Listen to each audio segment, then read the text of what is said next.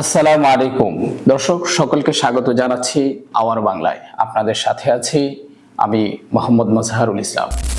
গাজায় মানবিক সংকট ও রাজনৈতিক উত্তেজনা। গাজা উপত্যকায় চলমান সংঘাত ও মানবিক সংকট আরো তীব্র আকার ধারণ করেছে। ইসরায়েলি বাহিনীর সাম্প্রতিক হামলায় বহু মানুষের প্রাণহানি ঘটেছে। খাদ্য, পানি ও চিকিৎসা সেবার অভাবে পরিস্থিতি ভয়াবহ রূপ নিয়েছে।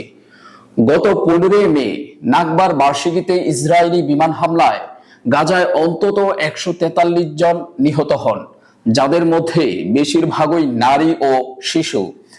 হামলার ফলে খান ইউনিস, রাফা, গাজা সিটি, বেহিত, লাহিয়া ও জাবালিয়ায় ব্যাপক ক্ষয়ক্ষতি হয়েছে। ইউরোপিয়ান হাসপাতাল সম্পূর্ণভাবে অকার্যকর হয়ে পড়েছে, যা চিকিৎসা সেবায় মারাত্মক প্রভাব ফেলেছে। জাতিসংঘের মানবিক সহায়তা প্রধান টম ফ্লেচার গাজায় চলমান পরিস্থিতিকে গণহত্যা হিসেবে উল্লেখ করেছেন, যা ইসরায়েল জোরালোভাবে প্রত্যাখ্যান করেছে। গাজায় খাদ্য, পানি ও চিকিৎসা সরঞ্জামের সংকট চরমে পৌঁছেছে। ইউনিসেফের তথ্য মতে প্রতিদিন গাজায় কমপক্ষে 100 শিশু হতাহত হচ্ছে। এদিকে যুক্তরাষ্ট্রের প্রেসিডেন্ট ডোনাল্ড ট্রাম্প গাজাকে ফ্রিডম জোন হিসেবে রূপান্তরের প্রস্তাব দিয়েছেন, যা আরব দেশগুলোর মধ্যে বিরূপ প্রতিক্রিয়া সৃষ্টি করেছে।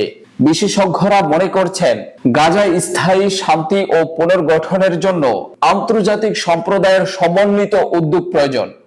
আজ এখানেই শেষ করছি। গাজায় চলমান পরিস্থিতি সম্পর্কে আরও বিস্তারিত জানতে আমাদের ফেসবুক পেজ এবং ইউটিউব চ্যানেল আওয়ার বাংলায় চোখ রাখুন।